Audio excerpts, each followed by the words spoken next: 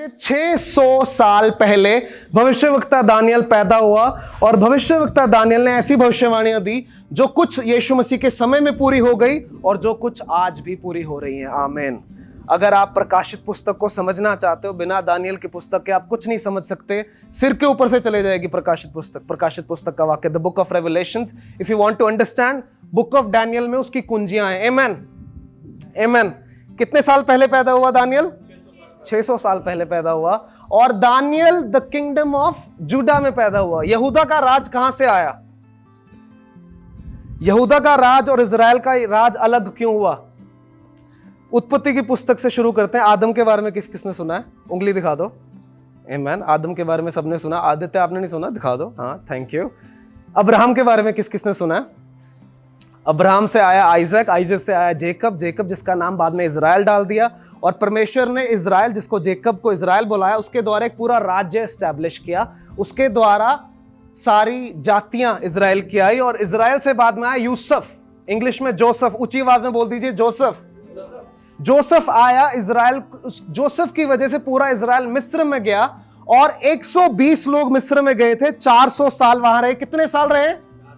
400 साल इजरायली मिस्र में रहे। 120 लोग गए थे और बाइबल बताती है 400 सालों में 20 से 60 लाख हो गए। That is called growth. 120 लोग 400 साल में 20 लाख से 60 लाख के बीच में हो गए।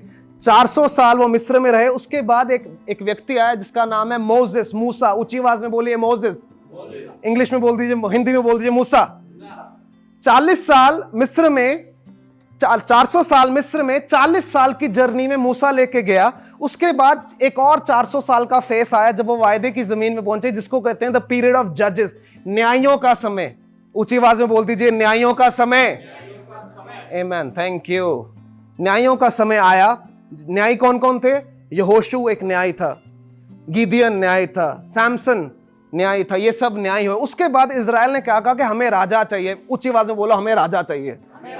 हुआ क्या कि आसपास के जितने देश थे ना, उन सब की एक गवर्नमेंट पॉलिसी थी। जैसे अगर आजकल इस समय में डेमोक्रेसी चल रही है, वोट पाओ लीडर चुनो, वोट पाओ लीडर चुनो। तो जो देश डेमोक्रेसी नहीं है, जैसे कि नॉर्थ कोरिया, वहां के लोग वहां पे नहीं बोल पाते, लेकिन बाहर आके बोलते हैं हमें डेमोक्रेसी चाहिए, हमें डेमोक्रेसी चाहिए, क्योंकि लोगों को लगता है डेमोक्रेसी आएगी तो हमारे राइट्स आ जाएंगे। आमीन। हम इंडिया में डेमोक्रेसी में रह रहे हैं, हमें पता है कितने राइट्स आते हैं कितने नहीं आते हैं, वो सब बाद की बातें। उस समय क्या हो रहा था? किंगडमशिप, मोनार्ची शुरू हुई, किंग्स एस्टैब्लिश होने शुरू हुए। हर देश में एक राजा बना, राजा सिस्टम लेकर आने लगा, सिस्टम में लोगों को अच्छा लगने लगा। तो इजरायली लोगों ने कहा हमें भी राजा चाहिए। उस 400 साल जजेस के पीरियड के बाद फिर परमेश्वर ने राजा शाऊल दिया, राजा दाऊद दिया, उसके बाद राजा सोलोमोन दिया। और सोलोमोन के बाद इजराइल 2 भागों में बंट गया, जिसको कहते हैं उत्तरी भाग और दक्षिणी भाग। उत्तरी भाग में 10 जातियां चलेगी और दक्षिणी भाग में जूदा और सारे याजक लेवी चले गए। आमीन, आमीन। ये पूरा पुराना नियम यहां तक मैंने कवर कर दिया छोटे तरीके में, अगर आप समझना चाहो। उत्तरी भाग जो था, जिसमें 10 जातियां थी, वो 209 सालों में असीरियंस के द्वारा कब्जे में ले लिया गया। और बाइबल में लिखा है परमेश्वर ने अलाउ किया कि परमेश्वर के लोग हार जाएं और असीरी राजा आ जाए। और 325 साल लगे यहूदा के राज को। 2 हिस्सों में बट गया था, जैसे कि north Korea, south Korea. Israel 2 हिस्सों में बट गया था। नॉर्थ इजराइल एंड साउथ को कहते थे द किंगडम ऑफ जूडा, जो कि दाऊद की वंशज चला रही थी। वहां सिर्फ 2 जातियां, ऊपर 10 जातियां। 209 साल में 10 जातियां, उत्तरी इजराइल खत्म हो गया। 325 साल तक दक्षिणी यहूदा लड़ता रहा। लेकिन उसके बाद वहां पे लिखा है कि अगर आप दानियल का पहली आयत पढ़े तो वहां लिखा है कि राजा नबुकदनेस्सर को परमेश्वर ने जिता दिया और अपने लोगों को हरा दिया। आमीन, आमीन, आमीन। एक बार ऊंची आवाज में आमीन। राजा नबुकदनेस्सर, जो कि अन्य जाति राजा था, मूर्ति पूजा वाला राजा था, परमेश्वर का भय ना मानने वाला राजा था, देवी देवताओं वाला राजा था, उसको जिता दिया। पता है क्यों? आमीन। सब सुन रहे हैं मुझे? Yes, I like it. परमेश्वर ने अपने लोगों को हरा दिया। 2 बड़े कारण थे, ध्यान से सुनना। 2 बड़े कारण थे परमेश्वर के लोगों के हारने के। 2 देवी और देवता परमेश्वर के लोगों में घरों में आ गए थे। मूर्तियां रखनी शुरू कर दी थी परमेश्वर के लोगों ने, यहूदियों ने। वो अपने आप को यहूदी कहते थे हम विश्वासी हैं, हम संडे को चर्च जाते हैं, उस समय सिनेगॉग होता था, हम वो सब करेंगे, लेकिन ये 2 मूर्तियां हमें चाहिए। पहली थी बाल की। ऊंची आवाज में बोलो बाल। ये वाला बाल नहीं जो हम पढ़ते हैं बाइबल में, बाल देवता। बाल देवता की मूर्तियां उन्होंने रखनी शुरू करी। और दूसरा था अशरा, ऊंची आवाज में बोलो अशरा। आई लाइक दिस, हम बाइबल जब गहरे जाते हैं मुझे बड़ा अच्छा लगता है। 2 देवी देवता इजरायलियों ने घर रख लिए। एक जो था वो पैसे का देवता था, बाल जो था वो पैसे का देवता था, अच्छे मौसम का देवता था। अच्छा मौसम मिलेगा तो ही आपकी फसल होगी, फसल अच्छी होगी तो ही पैसा मिलेगा। उनको वो कहते हैं हम परमेश्वर तेरे पीछे चलेंगे, लेकिन ये बाल देवता, वो सब जो पापी लोग हैं ना, वो उनके घर में बड़ा सारा पैसा है, बाल देवता को हम अपने घर में रखेंगे, हमारे घर भी पैसा आएगा। दूसरा था, दूसरी देवी थी, actually she was a goddess, Asherah. Asherah जो थी, she was the goddess of prostitution और the goddess of sexual immorality, शारीरिक लालसाओं की देवी। और बेसिकली वो अपने आप को ऐसे कहते नहीं थी, it was called the God of fertility. जिसके बच्चा पैदा नहीं हो रहा वो उसके मंदिर में जाते थे और वहां पर जाकर क्या होता था, वैश्यों के साथ संबंध बनाते थे और लोगों ने ऐसा विश्वास पाल लिया था, ऐसा करोगे तो आपके बच्चा हो जाएगा। तो ये 2 कारणों की वजह से परमेश्वर ने अपने ही लोगों को हरवा दिया। आमीन। पहला था पैसा, दूसरा था, यस ओपन योर माउथ, मुझे समझ नहीं आया। आमीन आमीन। पहला पैसा, दूसरा व्यभिचार कह लीजिए, शारीरिक लालसा कह लीजिए। मैं परमेश्वर का धन्यवाद देता हूं कि आज ये 2 प्रॉब्लम्स है ही नहीं हमारे लोगों के बीच में।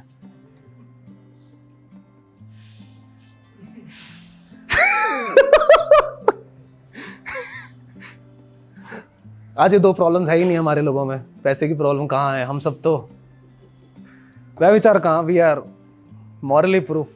आज भी ये 2 समस्याएं हैं जो परमेश्वर के लोगों में बहुत ज्यादा है। आमीन। लेकिन परमेश्वर ने अपनी कुर्बानी दी कि उसके लहू के द्वारा और उसके अनुग्रह के द्वारा हम जीत सकें और हम इन बातों से परे हट सकें। लेकिन मैं इतना सारा आपको इसलिए कवर कर रहा था ताकि आप दानियल की जिंदगी समझ सके। राजा नबूकनेजर आया, जो कि अन्य जाति देवी देवताओं वाला राजा था। नबूकनेजर का मतलब भी एक देवी देवता का मतलब, देवता का मतलब नबू। परमेश्वर ने उसको उसको जिता दिया, इजराइल को हरा दिया। और दानियल और उसके 3 दोस्त जो थे वो बंदी बना लिए गए। आमीन। देवर प्रोबेबली, स्कॉलर्स कहते हैं 18 से 20 साल के बीच में। कोई हमारे बीच में 18 साल 20 साल का बेटा? आप कितने साल के हैं याद है? 25। ओके, सब बड़े हो गए हैं, मुझे अभी भी छोटे लगते हैं सब। आर्यन आप कितने साल के हैं? तो तकरीबन 18 से 20 साल के बच्चे जो थे वो बंदी बना के नबूकनेजर वापस बैबिलोन ले गया। ऊंची आवाज में बोल दो, बैबिलोन। मैं इसीलिए बुला रहा हूं क्योंकि हम में से काफी लोग पहली बार सुन रहे होंगे, हमें याद हो जाएगा। हमें बाइबल पती होगी तो किसी शैतान आ जाए, शैतान का बाप आ जाए, हमें नहीं हिला सकता। हिलाएगा भी तो डबल हिल के वापस जाएगा। आमीन। बैबिलोन में उनको बंदी बनाकर ले लिया गया और उनको उनके नाम तक बदल दिए गए और उनको देवी देवताओं का नाम दे दिया गया। शैद्रक, मिशक, अबेदnego, तीनों देवी देवता के नाम थे। और दानियल का नाम Belteshazzar, if I am pronouncing it right, something, Belteshazzar रख दिया गया।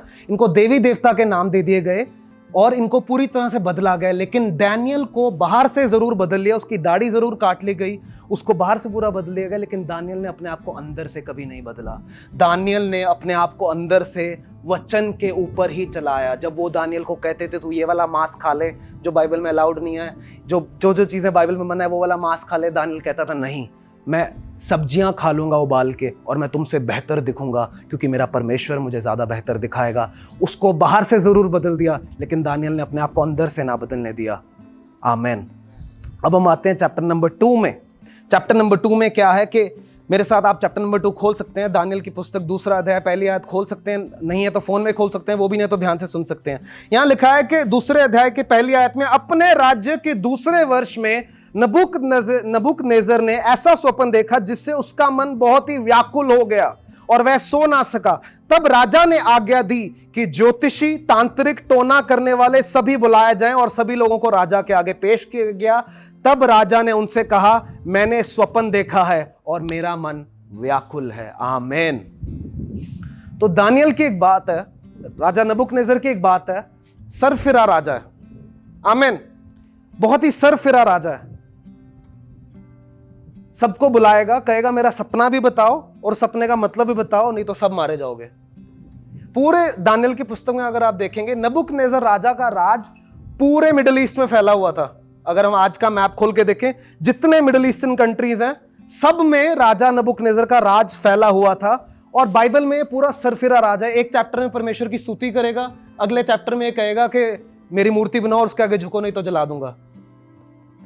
उसके फिर अगले चैप्टर में तारीफ करेगा परमेश्वर के लोगों की, उससे अगले चैप्टर में दानियल को शेरों के बीच में फेंकवा देगा। ओके, तो नेबुकदनेस्सर थोड़ा सा, अगर आप ये पुस्तक को ध्यान से पढ़ेंगे, is a little hot tempered, थोड़ा सा गर्म स्वभाव और अनप्रिडिक्टेबल है, कह नहीं सकते क्या क्या फरमान कल निकल जाए। तो राजा नेबुकदनेस्सर को एक सपना आया, उसे तंग कर रहा था। उसने क्या करा, सारे ज्योतिषी, सारे पंडित, कोई भी अगर अपने आप को आत्मिक डिक्लेयर करता है, उसने पता क्या किया, जितने भी पंडित थे, टोना करने वाले थे, जो लोग भी दुकान चला रहे थे कि जो किसी के भविष्य बता सकते हैं, कुछ बता सकते हैं, उनको बुला लिया और कहा कि मेरा सपना भी बताओ और उस सपने का मतलब भी बताओ। अगर हम 4, 5, 6 आयतें पढ़ेंगे तो वहां पे लिखा है कि वो कहने लगे, राजा जी, ऐसा तो किसी राजा ने हमें नहीं कहा, आप हमें सपना बताओ, हम आपको सपने का मतलब बता देंगे। राजा नेबुकदनेस्सर बोला, अगर मैंने तुम्हें सपना बता दिया, तुम तो मुझे कुछ भी घास जैसा मतलब बता के घर भेज दोगे। मैं तभी मानूंगा कि तुम्हारे अंदर कोई दिव्य शक्तियां हैं अगर तुम मुझे मेरा सपना भी बताओ और फिर उस सपने का मतलब भी बताओ। उन्होंने कहा, राजा, ऐसा हमारे साथ कभी किसी ने नहीं किया, हमने बड़े सारे राजाओं के साथ काम किया, ये नहीं हमसे हो पाएगा। वचन में लिखा है कि नेबुकदनेस्सर को गुस्सा आया। 12वीं आयत में अगर हम पढ़ें, इस पर राजा झुंझलाकर और बहुत सा क्रोधित होकर बाबेल के सब पंडितों के नाश करने की आज्ञा दे दी। अंत यह आज्ञा निकली और पंडित लोगों को घात करना शुरू कर दिया गया। आमेन, आमेन, ऊंची आवाज में बोल दीजिए आमेन। यस, सबको समझ में आ रहा है? अगर सच में समझ में आ रहा है, सिर्फ तभी हाथ खड़ा करके मुझे बता दें। आमेन, आमेन, यस। उसने क्या कहा, जितने वाइज मैन है, जिनमें दानियल भी था, सबको मरवा दो, इनमें से कोई काम का नहीं है, ये सब बस ऐसे बोलते हैं। उसने सबको मारने का फरमान निकाल दिया। किसी भी धर्म के पीछे चलने वाले जो भी याजक थे, सबको उठा उठा के लाया जाने लगा और कहा कि इन सबको मरवा दो। और ये करते करते क्या हुआ कि जो राजा का अंगरक्षक था, जो सबको इकट्ठा कर रहा था, वो दानियल के घर आया। किसके घर आया? दानियल के घर आया। और वचन नंबर 13 में लिखा है, और लोग दानियल और उसके संगियों को ढूंढ रहे थे कि वह भी घात किए जाएं। तब दानियल ने अंगरक्षकों के प्रधान अयरोक से, जो बाबेल के पंडितों को घात करने के लिए निकला था, सोच विचार कर और बुद्धिमान से बात करी। दानियल ने जब उसको लोग लेने आए, उसको मारने के लिए, जस्ट इमेजिन आपके घर में सरकारी लोग आए और कहें, बाहर आओ जी, तोड़े मरण का ऑर्डर निकले।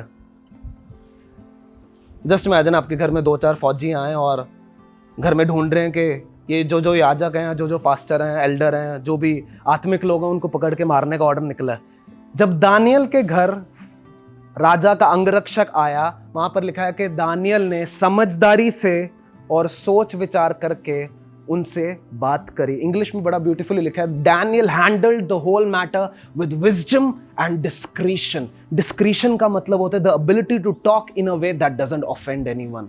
किसी से इस तरीके से बात करना कि दूसरा बंदा नाराज ना हो जाए। कभी भी आपके जीवन में सेंसिटिव मैटर्स हो, उस मामलों को ऐसे संभालें कि वो बिगड़े ना, उनको ध्यान से संभाले। अगर दानियल गुस्से में होता या दानियल वहाँ खड़े होकर प्रोटेस्ट करने लग जाता, नहीं नहीं मेरा राइट टू फ्रीडम है, राइट टू वो है, तो दानियल वहाँ मामला ना संभाल पाता। वचन में लिखा है कि दानियल ने बुद्धि से और समझदारी से, तरीके से बात करी। और बाद में दानियल राजे के पास गया और राजे को जाकर बोला, राजा जी, मुझे कुछ समय दो, क्योंकि मेरा परमेश्वर जो है वो तेरा सपना भी बताएगा और सपने का मतलब भी बताएगा। और दानियल को कुछ समय मिला। उसके बाद सबसे पहली चीज़ जो दानियल ने करी, अगर हम वचन 17 में जाएं, दानियल उसके बाद अपने घर जाकर अपने संगी हनन्याह, मिशाएल और अजराया को यह हाल बताकर इस भेद के विषय में स्वर्ग के परमेश्वर की दया के लिए प्रार्थना करने को कहने लगा। पहली बात क्या करी दानियल ने, जब उसको पता लगा सब मारे जाएंगे, सब मारे जाएंगे अगर सपने का मतलब ना बताया। दानियल सबसे पहले क्या करा, दानियल अपने आत्मिक दोस्तों के पास गया और उनको कहा कि मेरे साथ मिलकर प्रार्थना करो कि ये भेद जो है हमें पता लगे, ताकि पंडितों के साथ साथ हम भी ना मारे जाएं। Amen, amen, amen. Fight your battles with prayer. अपनी ज़िंदगी की लड़ाइयों को प्रार्थना से लड़ो। सोचो अगर हमारे साथ ऐसा हो, पहली बात मैं क्या करने की कोशिश करूँगा, मैं बॉर्डर पार करने की कोशिश करूँगा। मुझे मरने का फरमान अगर निकलेगा, मैं दीवार टाप के पहले किसी और देश भागने की कोशिश करूंगा। दानियल ने ऐसा कुछ नहीं किया, क्योंकि दानियल को पता था मेरा परमेश्वर वो परमेश्वर है। बाइबल में लिखा है, जो जब तुम अपने माँ के गर्भ में ही थे मैंने तुम्हें रचा था, जब तुम्हारा नाम भी ना रखा गया था मैंने तुम्हें नाम से पुकारा था, बाइबल कहती है। और ये परमेश्वर हर एक जन के लिए कहता है, क्योंकि दानियल अपने परमेश्वर को जानता था। दानियल भाग नहीं गया, दानियल ने प्रोटेस्ट नहीं किया, दानियल इधर उधर किसी किसी और तांत्रिक के पास नहीं गया, दानियल अपने परमेश्वर के पास गया। और कैसे गया? प्रार्थना के साथ गया। दानियल ने इंटरसेशन के लिए आस्क किया। जब हमारे जीवन में कोई बात हो, कोई कड़ी बात हो, हमें इधर उधर भागने की जरूरत नहीं है, हमें अपने चर्च के लोगों के पास आने की जरूरत है और एक साथ मिलकर प्रार्थना करने की जरूरत है। क्योंकि बड़ी से बड़ी लड़ाइयाँ प्रार्थना से जीती जाती हैं। बड़ी से बड़ी लड़ाइयाँ फौज से नहीं जीती जाती, बड़ी लड़ाइयाँ दिमाग से नहीं जीती जाती, बड़ी लड़ाइयाँ बड़े शरीर से नहीं जीती जाती, बड़ी लड़ाइयाँ बड़े परमेश्वर के द्वारा जीती जाती हैं। आमीन। बड़े परमेश्वर के द्वारा जीती जाती हैं। और बाइबल में लिखा है कि उस रात उन सब ने मिलकर प्रार्थना किया और उसी रात दर्शन के द्वारा दानियल को राजे का सपना और दानियल को सपने का मतलब भी परमेश्वर ने प्रकट कर दिया। और उसी समय उन सब ने मिलकर परमेश्वर को स्तुति दिया। Hallelujah, hallelujah. कितने लोगों ने सपना देखा है परमेश्वर से के द्वारा? कितने लोगों ने किसी और के लिए, अपने लिए, परिवार के लिए सपने का एक्सपीरियंस किया है? आमीन।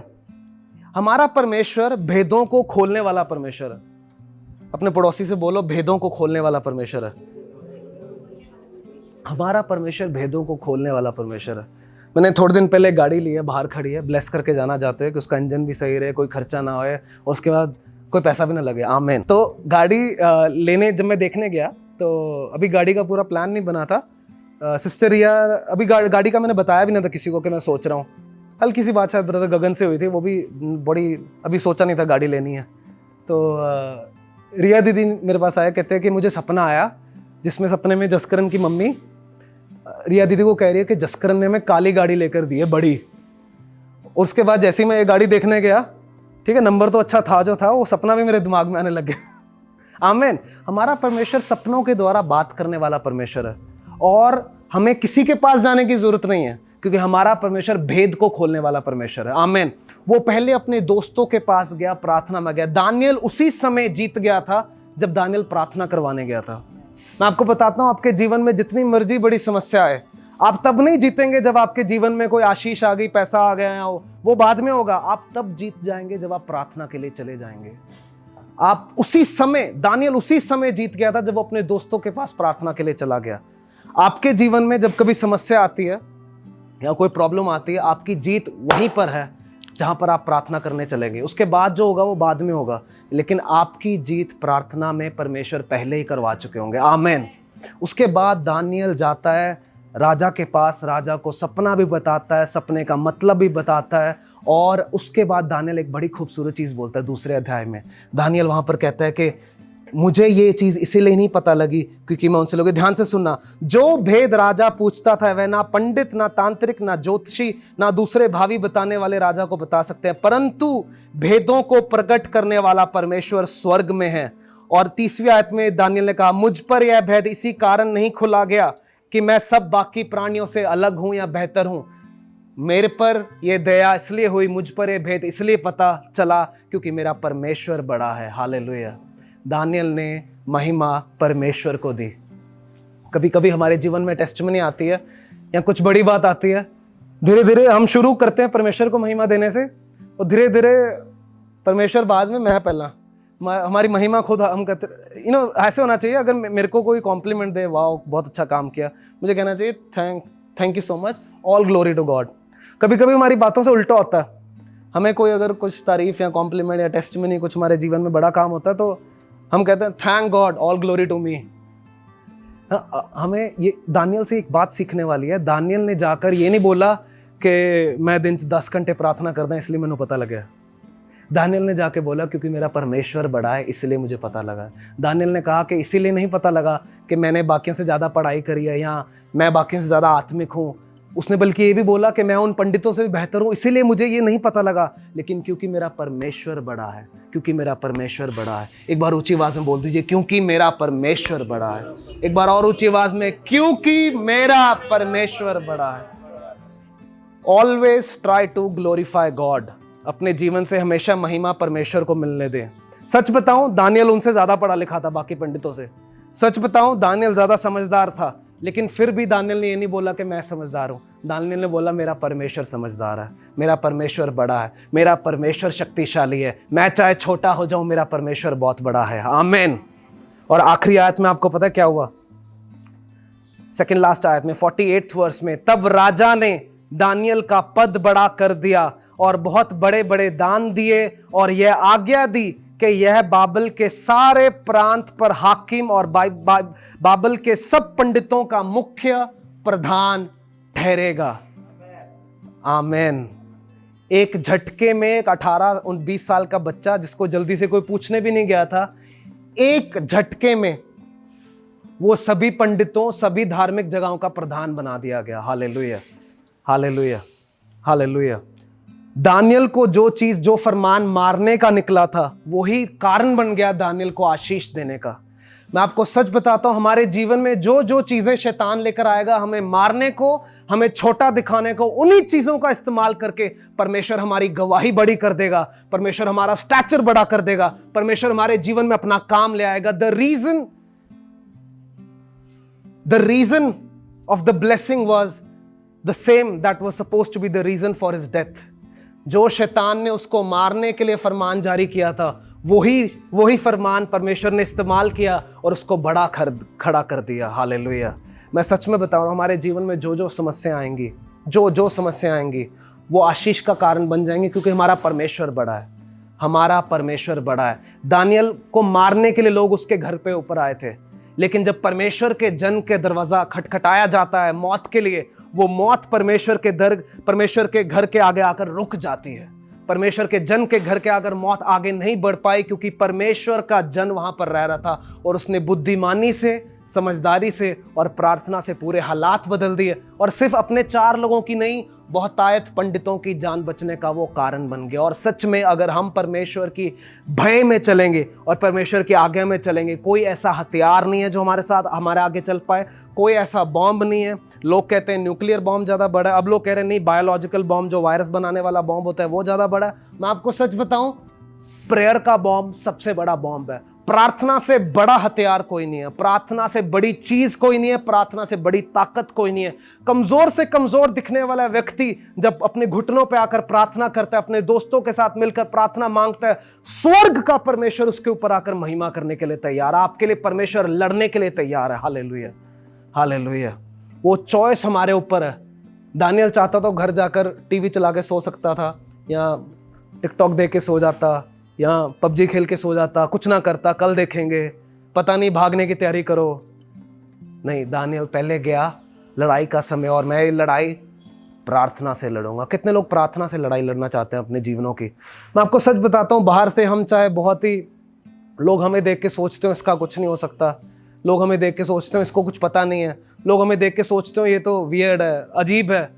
लेकिन जब आप प्रार्थना वाला मनुष्य बन जाएंगे, प्रार्थना के पीछे चलने वाला एक मसीह जन बन जाएंगे, परमेश्वर आपके साथ खड़ा होने लग जाएगा। चाहे आपकी उम्र 14 साल हो, 12 साल हो, 10 साल हो, 60 साल हो, 90 साल हो, परमेश्वर जब आपके साथ है तो आप एक बड़ी फौज के बराबर हैं। हालेलुया, आप एक बड़ी फौज के बराबर हैं। एक बार परमेश्वर के लोगों के ऊपर बड़ी सेना ने हमला कर दिया, राजा यहोशापात के समय में, अगर मैं गलत नहीं हूँ, आई थिंक राजा यहोशापात के समय में बड़ी सेना ने हमला कर दिया, और वो राजा के पास आया कि अब हम क्या करें, बहुत बड़ी सेना चारों ओर से आ रही है। और राजा ने क्या किया, वो घुटनों पे आया, प्रार्थना करने लगा। परमेश्वर ने कहा कि आगे सभी आराधकों को खड़ा कर दो और तुम लड़ाई में आराधना करते हुए जाओ, तुम लड़ाई में आराधना करते हुए जाओ। और परमेश्वर की फौज हथियारों के साथ नहीं, वो पीछे थे, वो आराधना करते हुए गए और सारा दुश्मन खत्म हो गए, क्योंकि वो अपनी परमेश्वर की उपस्थिति के साथ जा रहे थे। हम जहां कहीं भी जाएं, चाहे हमारे पास पिस्टल हो ना हो, सेल्फ डिफेंस के लिए डंडा हो ना हो, एक परमेश्वर है जो हमारे साथ है, जो हमारे साथ चलता है, जो हमें कहीं गलत नहीं जाने देता। एक बार एक मसीह लड़की एक जगह से निकलती थी, और उस जगह से निकलने के लिए उसको सभी लोग मना करते थे कि इस रास्ते मत जाया कर, लेकिन गांव में कोई और रास्ता नहीं था।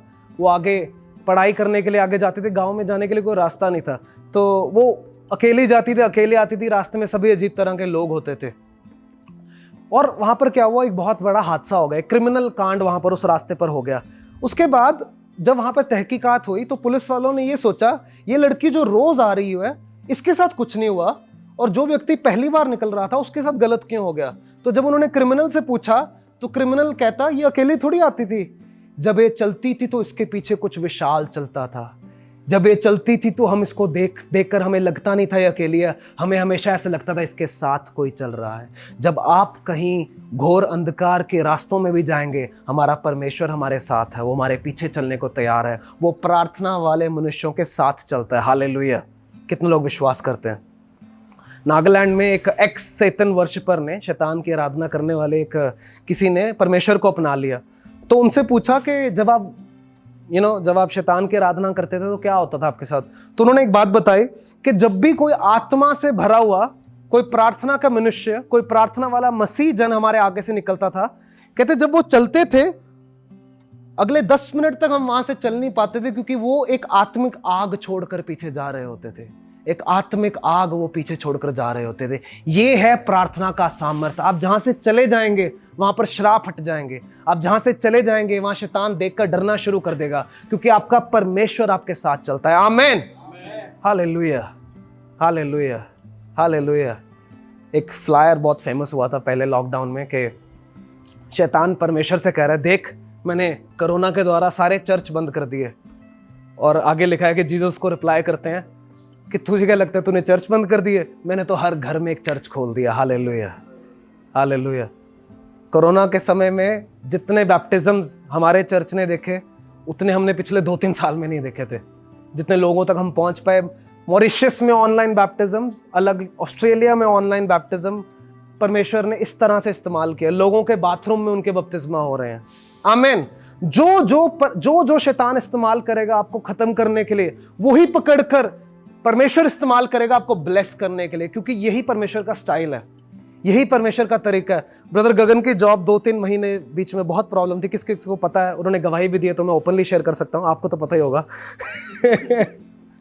ब्रदर गगन की जॉब 2-3 महीने नहीं थी और काफ़ी ऐसे टाइम पे फ्रस्ट्रेशन होना बड़ी नेचुरल सी बात है। लेकिन अब परमेश्वर ने जो जॉब दी है वहाँ पर वो 2-2 करोड़ की एफडीआई लेकर आ रहे हैं, 2-2 करोड़ की इन्वेस्टमेंट्स लेकर आ रहे हैं, और इनके ऑफिस के बैंक के क्षेत्र में सब लोग इनको पसंद कर रहे हैं। और मैंने इनसे बात नहीं करी इस बारे में, but do you feel more comfortable and more blessed now? अब ज्यादा आशीषित महसूस करते हैं। आमीन। हमारे जीवन में जो जो आता है परमेश्वर का हाथ पकड़ के उसका सामना करें। जो आपको ठेस पहुंचाने आएगा वही आपको आशीष पहुंचाकर वापस चला जाएगा। परमेश्वर का हाथ पकड़कर उसका सामना करें। आमीन। मुझे नहीं पता हम किन किन परिस्थितियों में होकर गुजर रहे हो। अगले कुछ दिन हम दानियल के पुस्तक से, अगले हफ्ते हम दानियल 3रा अध्याय से हम वचन को सुनने वाले हैं। आप पढ़कर आएंगे, आपको और ज़्यादा समझ में आएगा। और मेरे से परमेश्वर ने बात करी कि आने वाले दिनों में परमेश्वर हमारे चर्च में बढ़ोतरी लेकर आ रहे हैं, लोगों के जीवन में बढ़ोतरी। मैंने स्पेसिफिकली आत्मा में सेंस किया इस हफ्ते कि एनलार्जमेंट आ रही है हमारे लोगों के जीवन में। लोगों के जीवन, spiritual life, emotional life, all patterns of your life, enlargement is going to come in your life. Enlargement आ रही है, पढ़ाई के क्षेत्र में एनलार्जमेंट आ रही है। जिस क्षेत्र में इन्वॉल्व है हम एनलार्जमेंट देखेंगे। हमें सिर्फ परमेश्वर का हाथ पकड़ने की जरूरत है। एनलार्जमेंट करना वो खुद करवाएगा आपसे कैसे करनी है। आमीन, आमीन।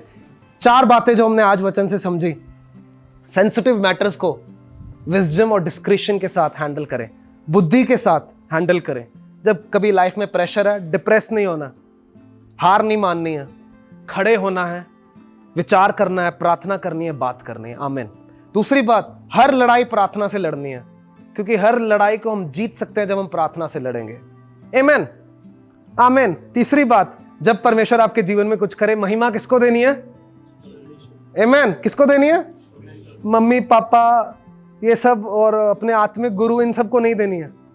महिमा परमेश्वर के देनी। आदर सबको देना है, छोटे से छोटे को, बड़े से बड़े को, सबको आदर देना है, लेकिन महिमा परमेश्वर को देनी है। और जो परमेश्वर ने दानियल को उच्च स्थान में बिठाया था, मेरा विश्वास है वो आने वाले दिनों में हमारे जीवनों में भी वैसा काम करने वाला है।